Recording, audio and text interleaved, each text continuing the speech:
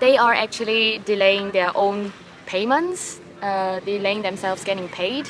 So for this project, we had a few delays from the builders, which got us really mad and frustrated. Like, don't they want to get paid? Hi everyone, welcome back to our channel. I'm Elsie. And I'm Markus. And on this channel, we document our very own project updates and also share property investing tips. Today we are right now sitting on the island in Maldives. Pretty cool here. We just finished the project and we would like to share some learnings with you from our last project at King Street. We got featured in the Property Hub magazine on this project. We got interviewed and share our story, how we found this property, and also some learnings and numbers. Today we are going to dive deeper into all the learnings and lessons that we have taken away from this project. Yeah, so let's just get started, right? Yep. First off, bigger contingency. That is super important, isn't it? Yeah, so usually when we do a refurbishment, we know pretty spot on what we're going to spend because it's always the same cookie cutter approach. On King Street, we had quite some structural works to be done, and those were a bit of unknowns. So we had budgeted for them, we got a quote for it, but then I give you two examples. For example, number one was taking out the chimney stacks, which is structural works. We had the solution of we put in gallows brackets, everything works on paper, but as soon as our builders took off the part of the chimney stacks, they realized that now all the rest is sort of leaning off. So we couldn't really just leave it like that because the risk was the whole chimney stack falls off because it's not properly tied into the wall. To be honest, our builders, they have actually done the exact same scheme a few doors down. So we thought we would follow their quote, and they thought the same as well. But guys, you know, properties are all very different. They might look the same from outside, but inside, structurally, they can be very, very different. Yeah, so on this one we just had to go for a plan B, which is take out the whole chimney stack, which then incurred more costs. And then point number two was we need a sprinkler system. So even though we knew the exact scheme a couple of doors down, our building control asked for a sprinkler system, which cost a good £10,000. Apparently our building control guy, he is crossing the T's and dotting the I's, and he has found this page on the approved documents that it shows by right we need a fire sprinkler system throughout for a scheme like this. Yeah, so then point number two, what else did we learn? Rules and regulations can change midway in your project. Yeah, so for this one, definitely. In this council, our project is in the Wirral, and Wirral Council, they recently released a new set of guidelines for HMO and HMO rooms dimensions, ensuite dimensions. So that was midway. That was after we bought it and after architect plans have been drawn up.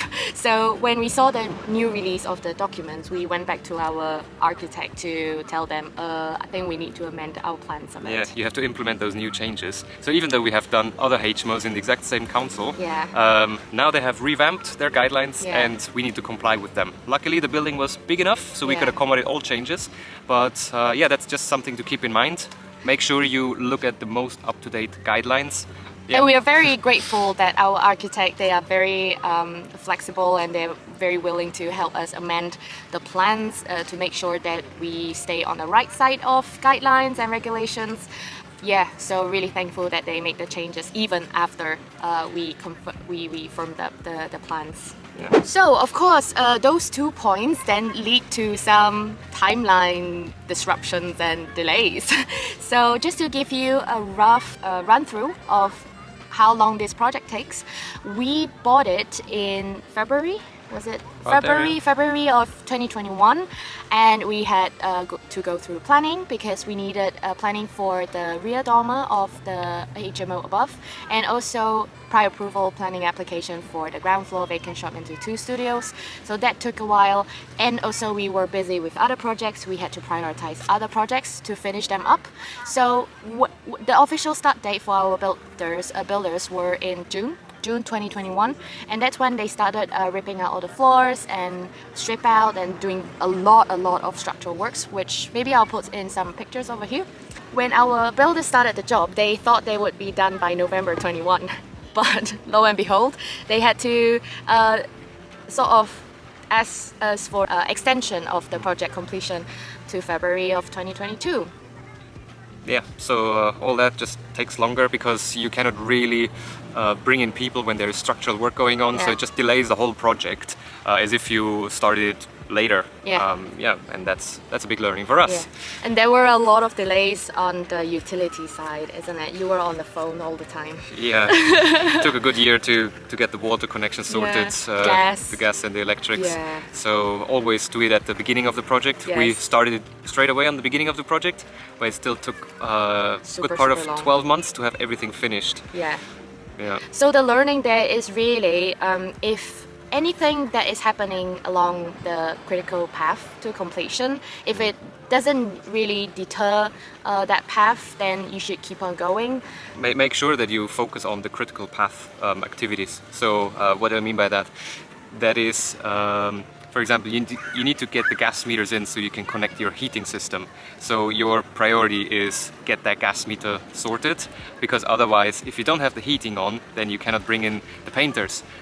If you cannot bring in the painters, you cannot lay the carpets. If you cannot lay the carpets, you cannot put the furniture in. Yeah. So your gas meter is probably the most important thing to focus on. Yeah. Yeah, which actually brings us to another very important point, and that's the financing of this project. We have worked with a lot of bridging companies over the years, and on a bridging loan, you're always bound by a certain time that you agree with the lender.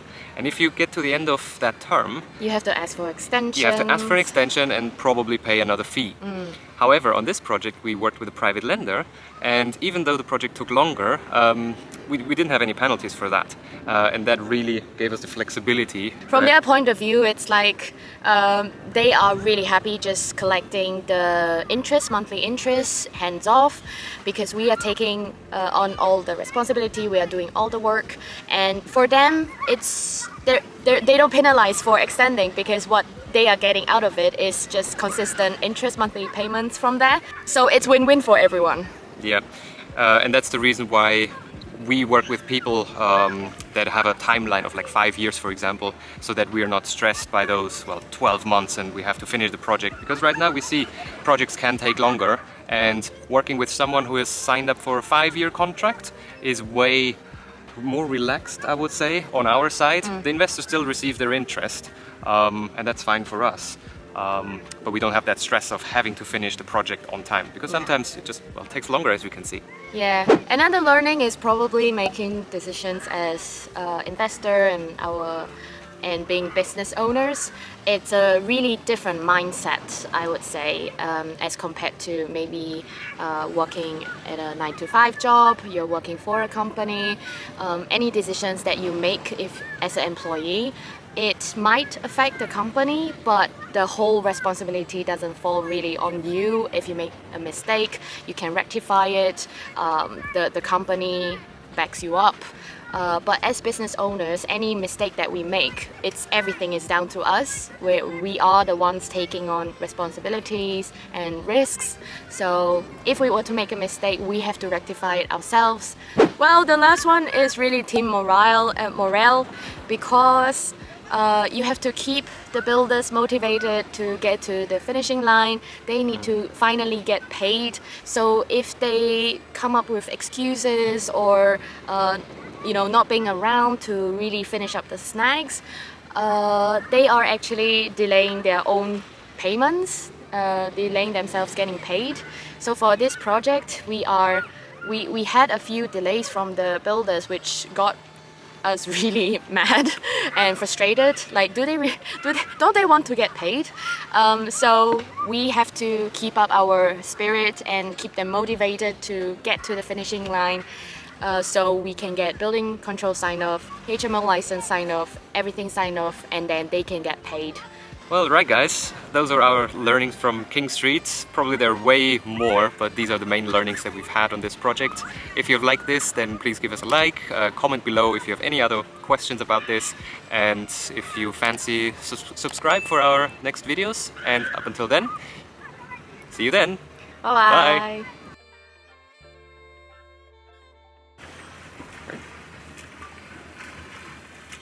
Hi everyone, welcome back to our channel. Wait. I need to look at the camera first.